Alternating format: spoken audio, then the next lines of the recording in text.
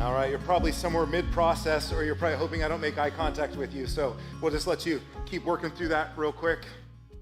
Thanks for participating in that. It was really cool in the fall to see about $12,000 come in for 3 local partners. I'm excited this spring that we can do the same. I felt bad that I kind of swung and missed with Glocal last week by setting up the opportunity to step in. Many of you signed up, let them know that you're here, that you can help, so I was really glad for that.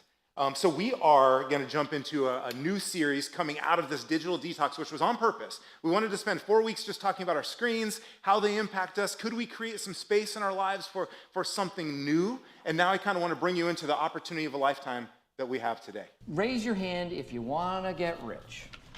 All right. No. How is this not a pyramid scheme? All right. Let me explain again. Phil has recruited me and another guy. Now we are getting 3 people each. The more people that get involved, the more people who are investing, the more money we're all gonna make. It's not a pyramid scheme. It's not even a scheme per se.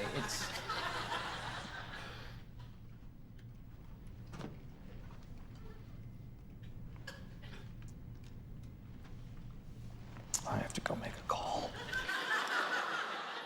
Now, what I want to talk about today is so good. I don't want to insult you by inviting you into some sort of pyramid program where you have a downstream and you get people. So there's going to be me today, and I'm going to share an idea that can change your life. And I'm hoping that you'll take that idea and you'll take it with you kind of out into our city and our community. But as much as it looks like a pyramid, it's not. Actually, what we're inviting you into today is what I'm going to call my circle of trust.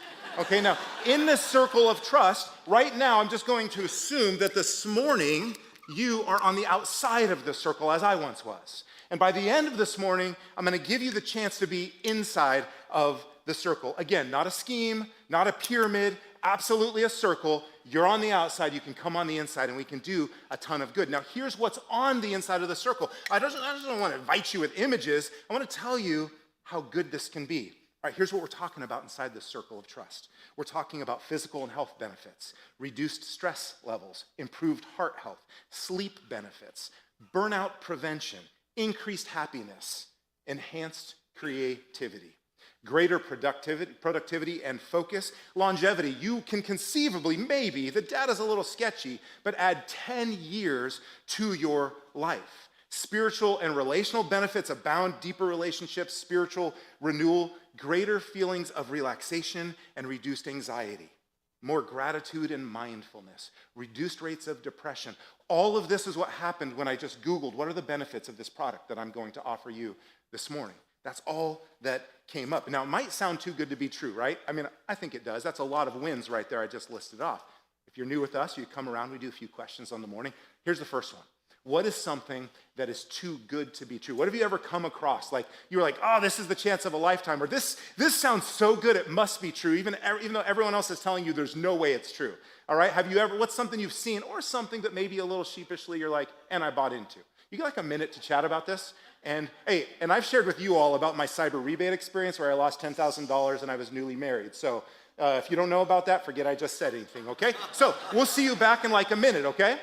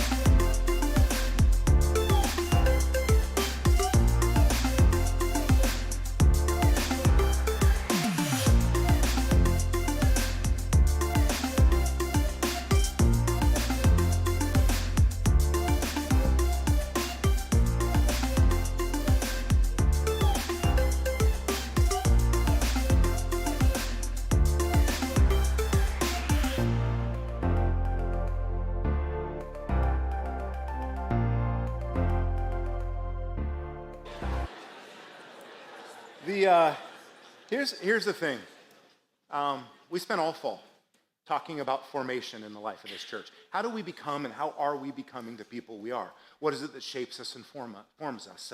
The relationships, the experiences, the history, the family, the environments. And the whole time, though, in the background was this idea that we're going to take a look at these 9 ancient rituals and practices that we actually need now more than ever. And so coming out of our fall experience and then our January, hopefully creating a little space. If you're around for that, we actually practiced a digital Sabbath to some degree. Many of us practiced that.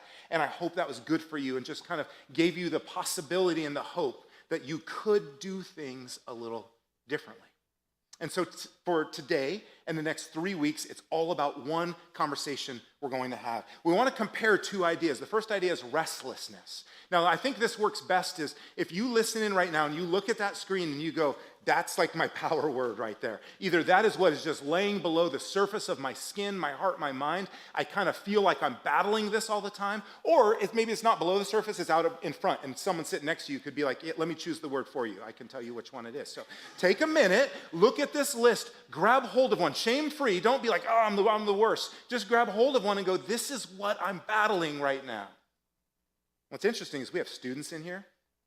We have new parents, we have singles, we have couples, we have people going through life crisis and life trauma. We have retirees, we've got all sorts of, we have people who lead and people who follow. We have all sorts of folks in here and we all share this list, something on this list. So take a moment, find your thing, and really grab it. Like, I need you to own it for the morning. Like, this is kind of my thing. This is what I would like to find a solution for.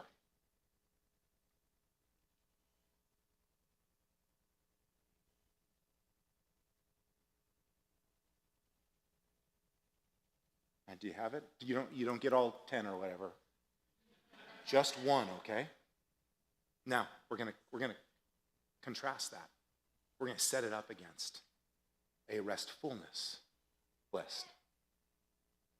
Margin, sustainable pace, quiet, clarity, gratitude, peace, trust. Is it possible that there's a way for us to live regardless of our circumstances, where restfulness is what we experience instead of restlessness? So you got your restless word, right?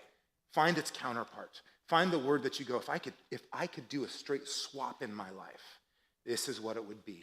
No question.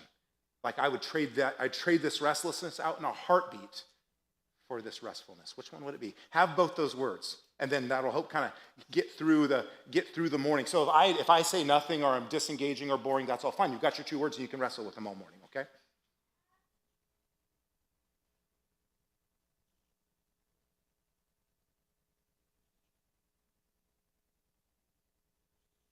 All right.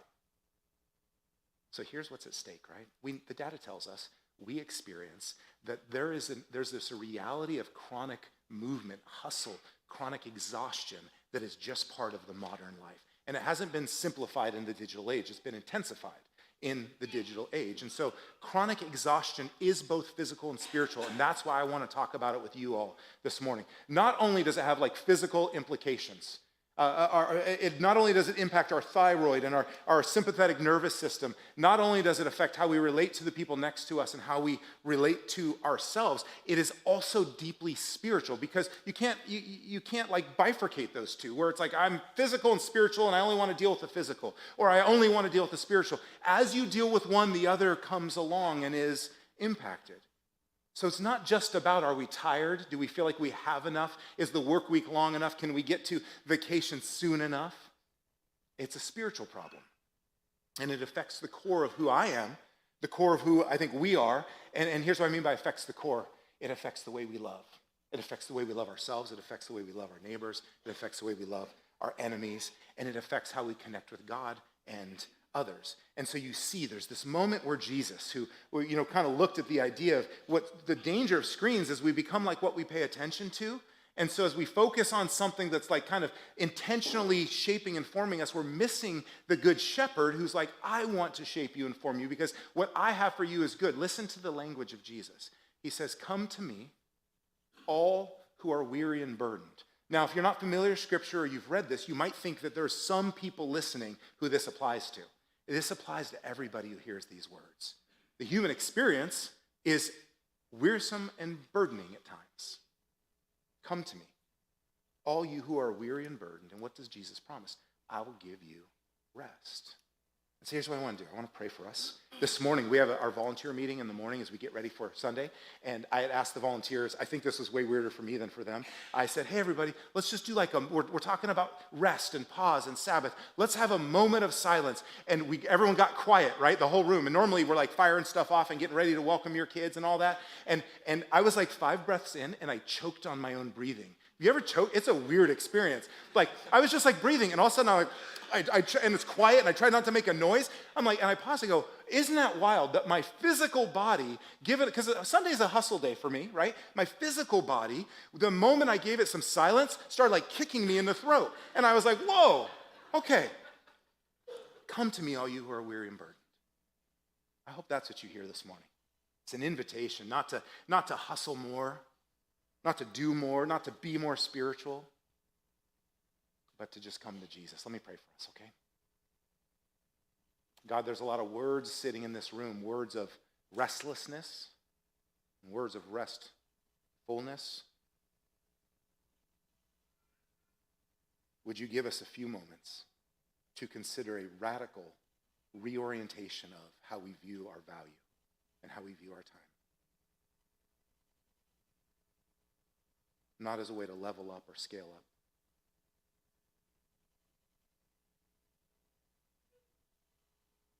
but because it's what we're made for.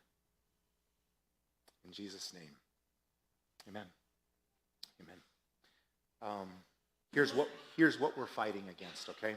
No amount of blank will give you true rest. Fill in your blank. Like no amount of streaming or entertainment, social media, escapism, and no amount of income or decompression or checking out, no amount of vacation. I did like a straw poll last service just to find out. Raise your hand if generally when you come back from vacation, you're exhausted.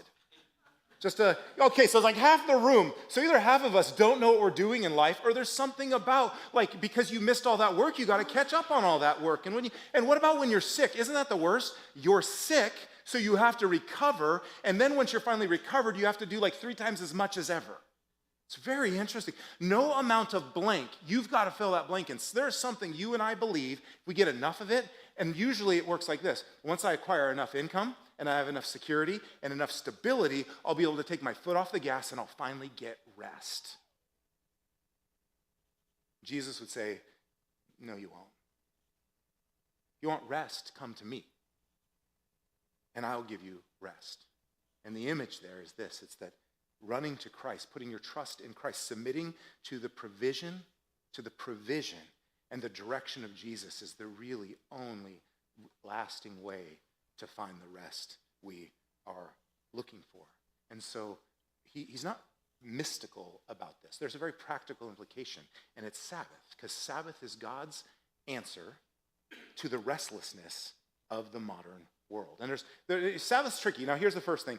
I in no way should I be talking to you about Sabbath, but it's my job here, so I'm doing it, okay? Here's why I shouldn't be talking to you about it. I'm a horrible Sabbather. Like my whole life, I've struggled with how I have good rhythm. I'm not a high stress person, but I think that might be more like genetic and personality. I don't experience a lot of anxiety. I can disconnect very easily and I can re-engage very easily, but none of that's Sabbath. That's just me. I start to then think about this idea of Sabbath, which we'll talk about what Sabbath is, this like stop, rest, delight, worship movement we go through. And I'm like, oh, I don't like Sabbath. My wife was here last service. My kid's here right now. They could be like, I'm not sure I've ever heard my dad mention Sabbath, my pastor dad. I'm not sure he ever talks about Sabbath. I talk about rest and things like that. So here's what I know about Sabbath. When I moved to Boise, there was an oven in my kitchen.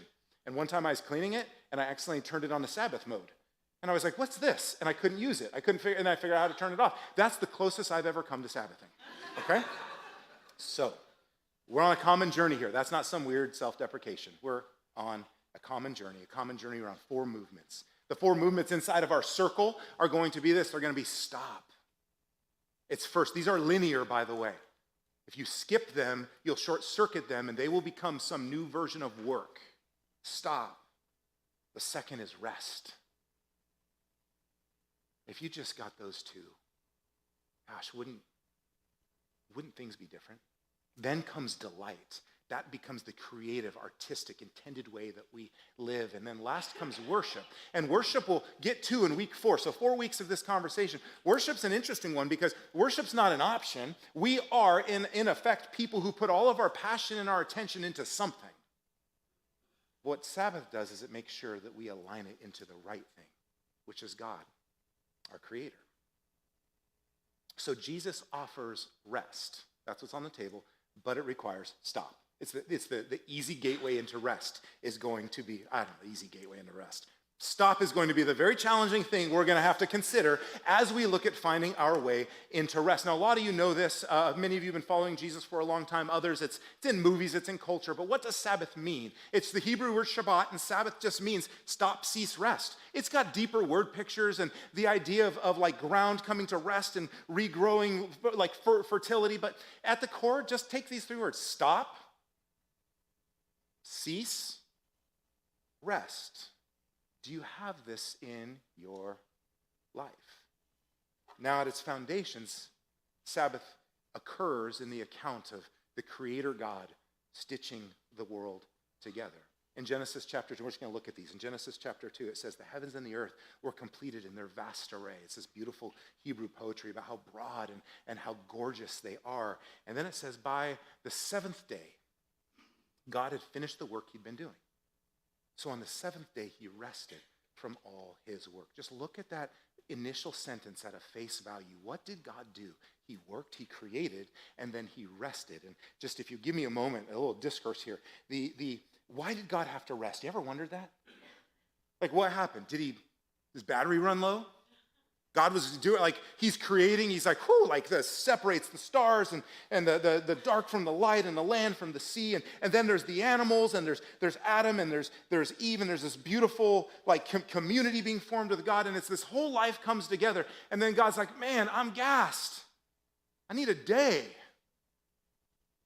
As I've thought about that, I don't think most of you probably draw that conclusion, but it's kind of, I think, how we might generally think about it. Also know this, there are accounts of who we are, where we come from, what we're here for. They all emerge, many of them, from the same area in the world around the same time. And the creation accounts that compare with and stack up against these early pages of Genesis, in them you find a restless God who is all-consuming, who's full of his passions. He's full of violence. He's full of rage, he's full of lust, and out of his violence and his lust and his rage, kind of people are born who ultimately rebel against that God. And so these gods, the stories of who we are, these early kind of Mesopotamian stories all land on this idea that God is all-consuming, so you better fear him. And then there's this Hebrew story of God that emerges. God's not all-consuming, he's all-loving. He's so free from consumption that he creates at will until he decides, I don't need to create to be God. I can pause my creation. Not only do I not need to create to demonstrate my godhood, my creation also doesn't need to create to demonstrate its worth. One sentence in Genesis sets up a seismic shift in how we might think about who God is and who we are. And so it tells us by the 7th day, God finished the work he'd been doing, and he rested. Not because he had to, but because he didn't need to keep working. Then God blessed the 7th day. He made it holy because on it he rested from all the work of creating he had done. And that's the introduction to this idea of pause, of Sabbath, of stop, of rest. God begins it, and he invites us into it. And I think it's a bit of an overstep to go, that's a neat story from antiquity, and he doesn't know how much I've got to produce to live the life I want to live. So we see it come back again in Exodus. The people of Israel had been in slavery for generations. All they had done was have a 7-day work week. They had never rested. And their value, literally their living value, is based on their production for the empire of Egypt. Now they're free people. They've been delivered from that, but they don't know rest. All they know is produce, produce, produce. That's the only way you get to tomorrow. And we have this record from Exodus chapter 20 as we learn about the Sabbath that says, remember the Sabbath. The Sabbath was like an echo somewhere in their past. It had no power. It was just something from their lore. Strive, struggle, exhaustion. That's how you get through a day in the desert. Remember the Sabbath day by keeping it holy. 6 days. You shall labor and do all your work. Most of us have scaled that up to 5 days. That's okay. So there's some win there.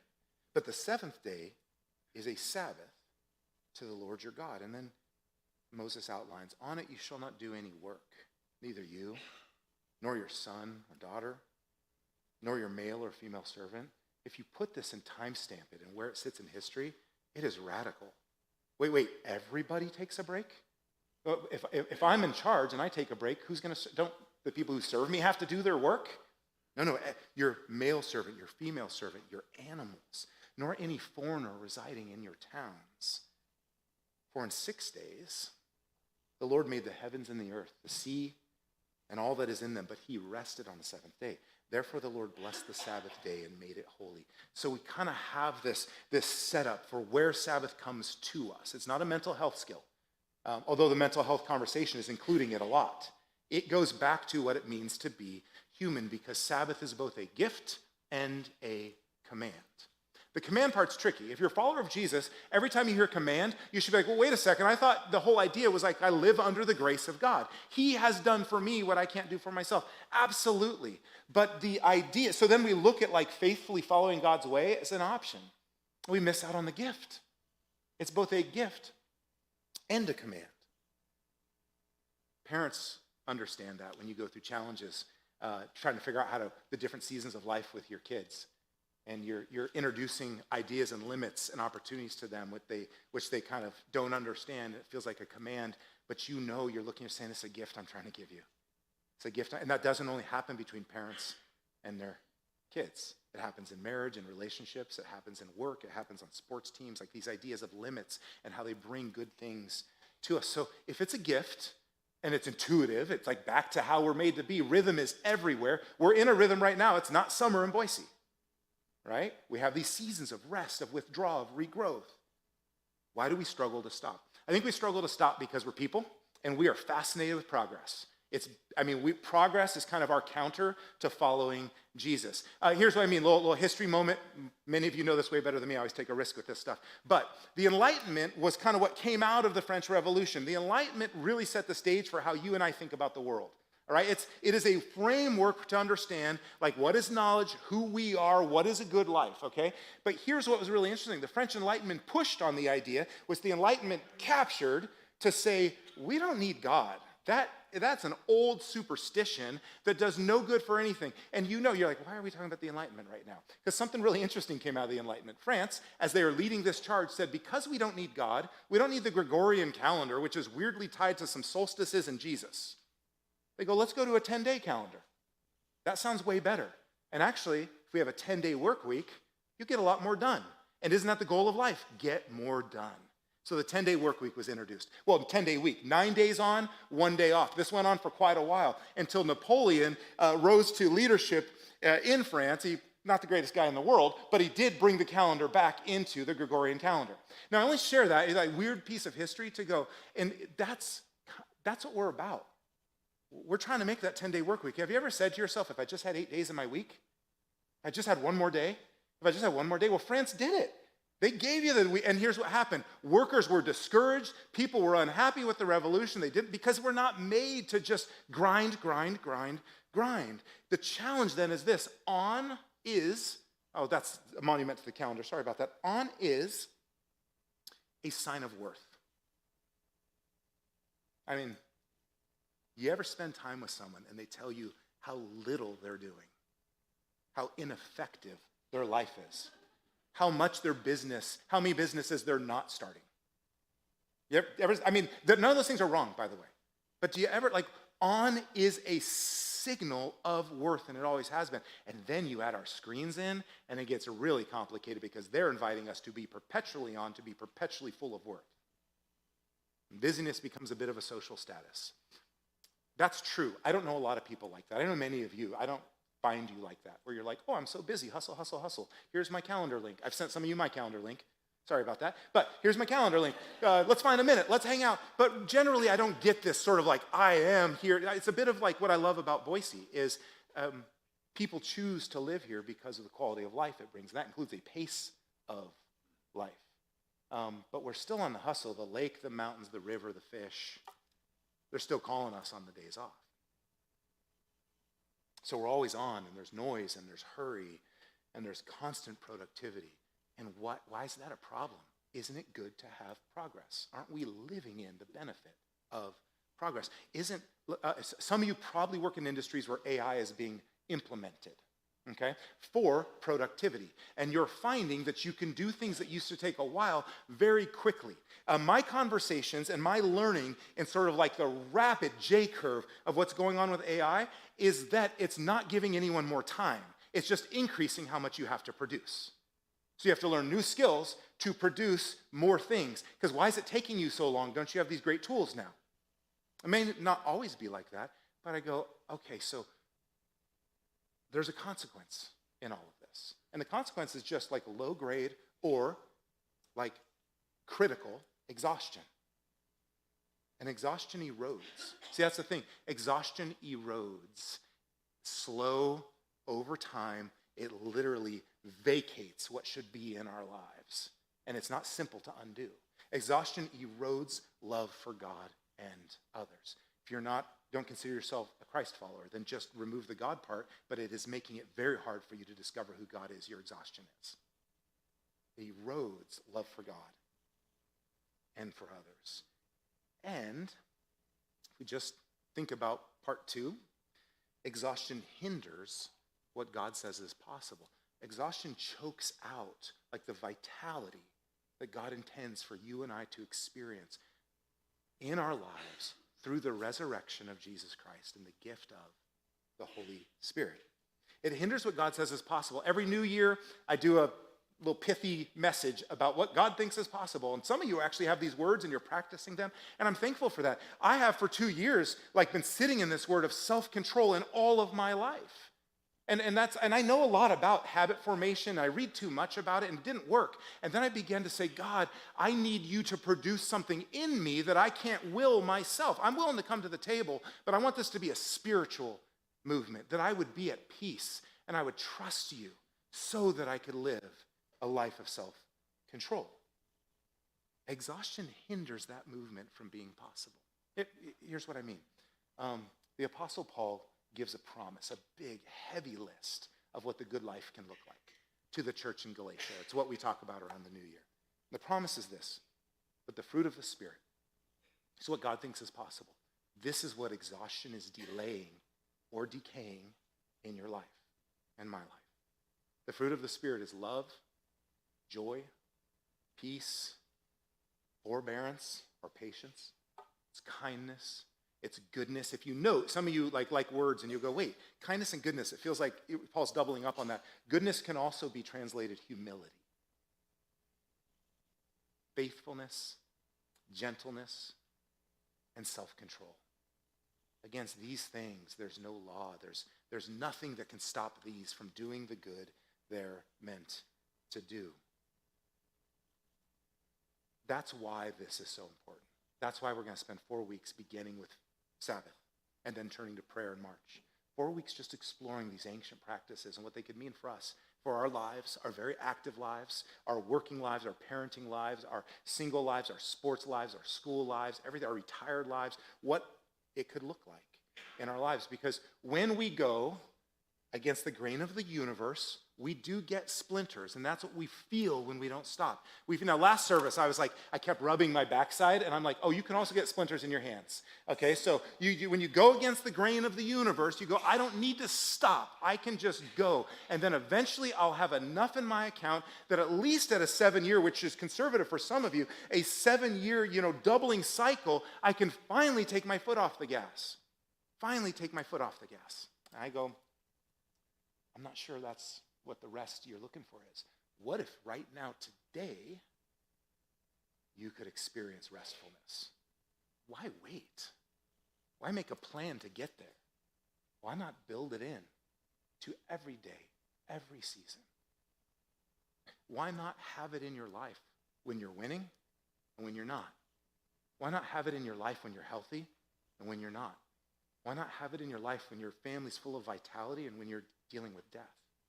Why not have it in your life when you love your vocation and when you hate your vocation? Why not have it in your life when you're uncertain about what God's calling you to do after high school or in college or in your young adult life? Why not, this is not a delay it, wait, get to a point, walk the ocean and collect some seashells kind of thing. This is a today. And there's 4 movements to going with the grain of the universe. Stop. So we start with cease, work, and productivity. And that's my invitation to you today. I would love it if we all as a community, first-time guests, long-time Eastwinder, everyone in between, if we all just went, okay, I'm gonna experiment with this idea that I can cease work and productivity. I can find a way to pause, to take a proverbial breath. Maybe my neurosympathetic system will kick me in the throat and I'll choke on my own air, but I'll get through it. And then I'll find some space and then stop. See, this is linear. Don't skip any of these. Stop first. Make that your first ritual. Stop, stop, stop. And then we're going to build in rest. This is where you are rejuvenated. This is different than vacation. This is different than taking a mental health day. This is different than time off. This is rejuvenation. This is a rhythm and cycle of being restored on the weekly, both in body and soul. It is true. Some of you dabbled in the Blue Zones conversation. Loma Linda, a highly religious community in Southern California, lives on average 10 years longer than their counterparts in the rest of the country. What does Loma Linda do differently? They eat well, and they take a rigid one-day Sabbath every day of the week as tied to their Christian practice. Maybe it's a bit too legalistic. You can't really draw the causation into the correlation, but they're living 10 years longer. And some people joke around and do the math and go, they just got all their weeks back, all the weeks we lost by not taking any time. It's really interesting. And then comes delight. We don't just want to be like, how do I be better? Stop and rest. No, I want to be on the creative edge of the good God is doing in my city, in my life, in your life. I want the people I work with to go, I hope he comes to work today because it's better when he comes to work. I want the people I shop by to go, man, I don't know why it was so great having my cart behind his cart, but I don't know, I hope it happens again. I don't know, maybe that's a little idealistic, but what if we can live lives of delight because we enjoy God's gifts with gratitude, and we are people who embody love, joy, peace, patience, kindness, goodness, faithfulness, gentleness, and self-control. And then worship. And this is this gets back to why would we worship as part of Sabbath? Because the one who gave us Sabbath is worthy of being the center of any worship we give. Center your heart and mind on God. And so we stop doing, we start being. Simple, a couple steps. I keep saying simple. I just told you at the beginning, I don't even know how to Sabbath. So a couple steps. Choose a time. Real practical. Choose a time and then choose a simple ritual. This week, as you go into your week, I want to invite you, talk with your family, your friends, your roommates. If you live alone, have a conversation with someone and go, okay, I want to choose a time. Traditionally, the Sabbath started at sundown and then ended at sundown the next day. So you got 8 hours of it you got to sleep through, all right? But don't get too caught up on the tradition. That might work for you. Maybe you just go, I'm going to take 1 hour. A lot of times people, when they're wrestling with their finances and generosity, and they come around church and they're like, oh, I got to give all this money. And you go, oh, no. That's isn't that overwhelming and intimidating? But God does want you to live a generous life. And so begin small. Take small steps. Do a little. Give $4 to local. Take a small step. And then begin to see, does that give you some freedom? I don't want you to feel like if you can't go carve one day out, shame on you, you're going to die 10 years early. What are you doing with your life? Right? And then, in that space, choose a simple ritual.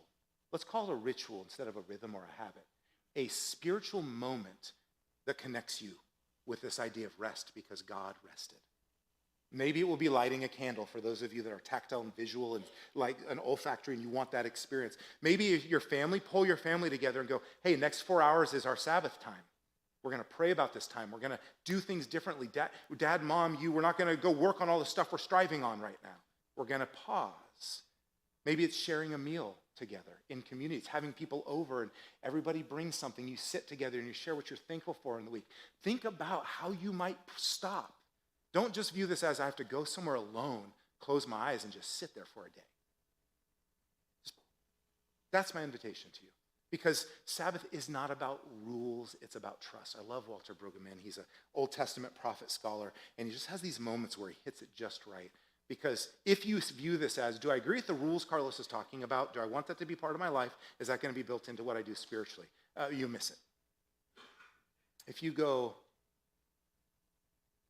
can I trust God that if I stop, I'm going to be okay? In an interesting way, there's a lot of parents in the room. I want to give parents a suggestion. Take a Sabbath from trying to control the outcome of your kids' lives once a week. Take a Sabbath from that. Just stop and say, God, I trust you. I'll be back. I'll be laying the law down. It's okay. But I'm going to take a Sabbath in all of the things that squeeze my heart. You know, Jesus was, broke the Sabbath rules all the time. If you read the New Testament, Matthew, Mark, Luke, and John, you'll find Jesus didn't really follow this Sabbath, which is apparently so important. But he didn't follow it the way that he was supposed to follow it, the way people said he was supposed to follow it, with this rigid way. Actually, at one point, he healed someone on the Sabbath, and he got in all sorts of trouble.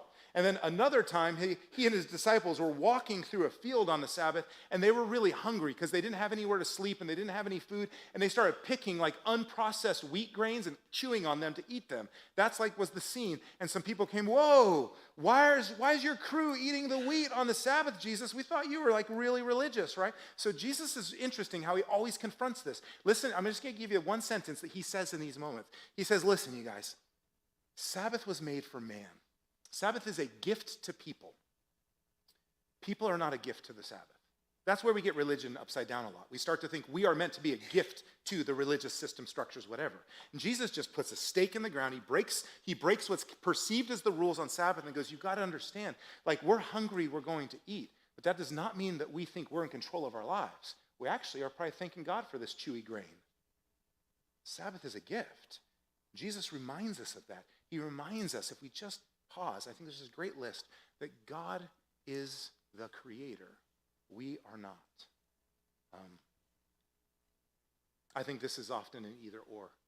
And I'd be suspicious that most of us, myself included, most days think we're the creators.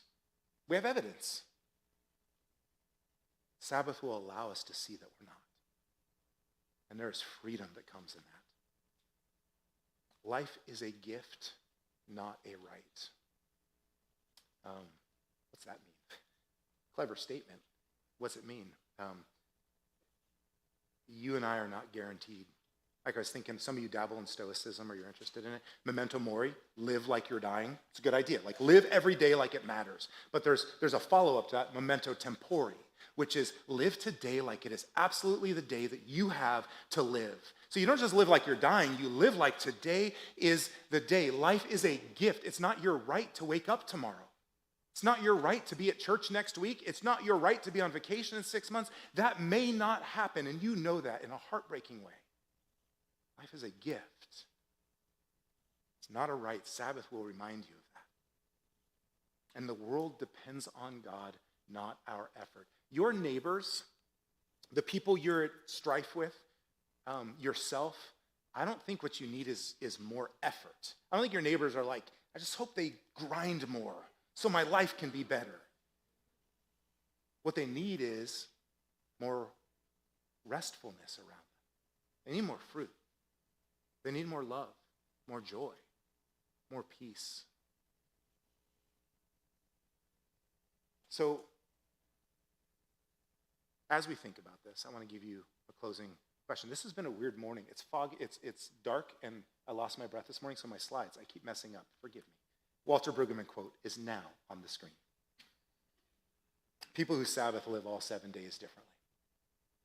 And what he's getting at is not that you live one day differently, it's that following Jesus into rest changes every minute of every day of your life. So I'm going to give you a closing reflection. This is the whole text of Jesus' invitation to rest. This is kind of, when you think about it, this is in our circle of trust, which I told you I was inviting you into today. So we think through. It's Jesus who invites us to stop. It's Jesus who says, when you stop, I want you to find rest, but you're not going to get rest by unplugging. You get rest by coming to me. It's Jesus who will help us experience delight. He was so full of delight. And it's Jesus who invites us to say, look, your heart is like a worshiping factory. Let's make sure it's producing the right thing. So reflect on this. And then today, we usually end with a song. I shared last week, we're going to have a fireside chat today, which is where I throw some corny flames up on the screen, and we talk about Eastwind and the future of Eastwind. So we'll still get out of here on time. But we want to give you a few moments to consider these words of Jesus.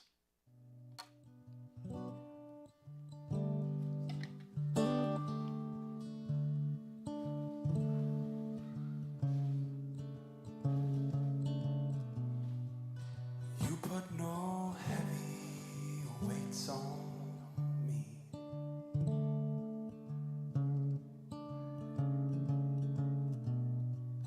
You say, come, rest and receive.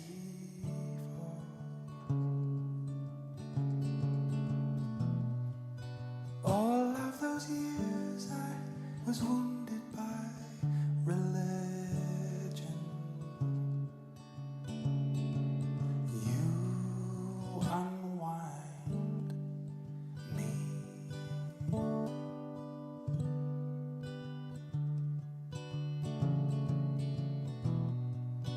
You calm all my striving, yes.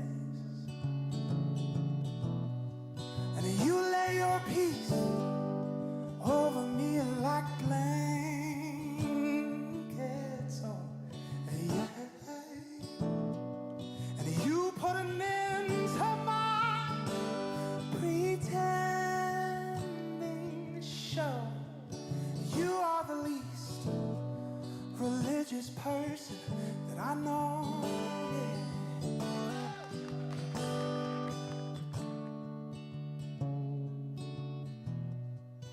You put no expectations on me.